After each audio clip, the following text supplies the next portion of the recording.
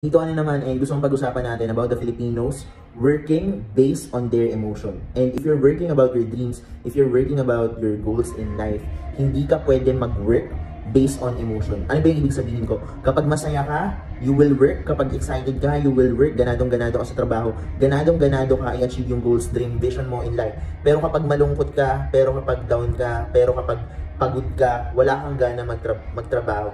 Hindi mo ma-achieve yung self-discipline, hindi mo ma-achieve yung consistency, persistency every single day if you will take action based on your emotion. You must take action based on your goals, based on your plan na sinet mo. Malungkot ka man, masaya ka man, energetic ka man, pagod ka man, meron mang hindi magandang nangyari, may maganda mang nangyari, kahit ano pa yan, you must take action based on your plan, based on your goal, based on dun sa bagay na sinet mo today, for 1 week, for 1 month, for 1 year. Babalikan na naman dito, so click mo na rin yung follow and subscribe.